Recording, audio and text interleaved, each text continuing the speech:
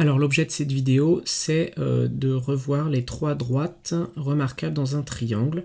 Il y a trois types, donc médiane, hauteur, médiatrice. Elles partagent trois caractéristiques. Pour chacune de ces droites, elles en vérifient deux et ne vérifient pas forcément la troisième.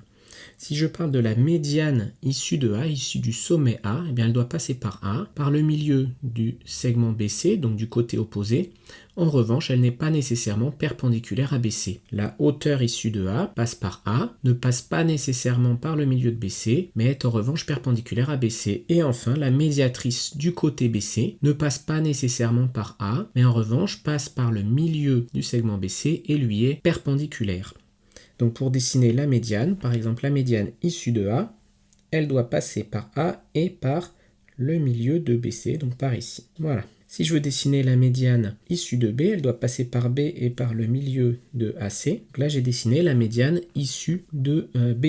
Et enfin, la médiane issue de C, elle passe comme ça. Je fais dans le deuxième dessin, donc la médiane issue de D passe par D et par le milieu de EF, à peu près.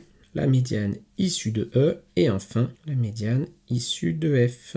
Et enfin, dans le dernier triangle, si je veux la médiane issue de G, elle doit passer par le milieu de HI et par G, comme ceci. La médiane issue de H, elle doit passer par le milieu de GI et par H. Et enfin, la médiane issue de I, elle doit passer par I et par le milieu de HG, comme ceci. On remarque qu'à chaque fois, si j'avais fait le dessin précisément, les trois médianes se retrouvent en un point de concurrence, on dit. Les trois médianes se retrouvent au centre de gravité. Si je veux dessiner maintenant les hauteurs, il faut que la hauteur passe par un sommet et soit perpendiculaire au sommet opposé. Donc si je veux dessiner la hauteur issue de B, il faut que je trace une droite qui passe par B et qui est perpendiculaire au côté opposé. Pour celui-ci, je vais tracer des hauteurs. Donc par exemple, issue de E, ça doit être perpendiculaire au côté opposé et passer par le point E, ça c'est la hauteur issue de E. Et la hauteur issue de D, alors elle doit être perpendiculaire au côté opposé, je vais donc devoir prolonger le côté opposé et tracer une droite qui passe par D, voilà, et qui est perpendiculaire au côté opposé. Et si je veux la troisième hauteur, c'est pareil. Donc je prolonge le côté, que je trace comme ça, une droite perpendiculaire au côté opposé. Dans le dernier triangle, si je veux tracer la hauteur issue de G, elle doit être perpendiculaire au côté opposé. En revanche, la hauteur issue de H et de I, elles sont en quelque sorte déjà tracées, puisque ce triangle est un triangle rectangle. La hauteur de H, issue de H, elle doit passer par H et être perpendiculaire à GI, elle est comme ça. Et la hauteur issue de I, elle doit passer par I et être perpendiculaire à HG, elle est comme ça. Dernière droite, la médiatrice, elle passe par le milieu de AC et perpendiculaire à AC. Donc on voit ici que cette médiatrice est aussi la hauteur et est aussi la médiane. C'est le cas lorsque le triangle est isocèle en B.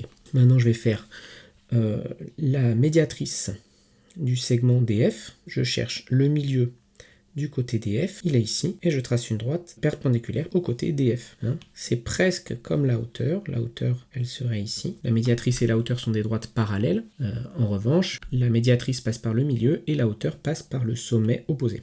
On peut poursuivre, si on veut la médiatrice par exemple du segment DE, on cherche le milieu du segment DE et on trace une droite qui lui est perpendiculaire. Et enfin, dans le dernier exemple, on va faire les médiatrices de chaque côté, comme ceci, comme ceci, comme ceci. Les hauteurs sont elles aussi concurrentes en un même point, l'orthocentre. Les médiatrices sont concurrentes en un même point, le centre du cercle circonscrit.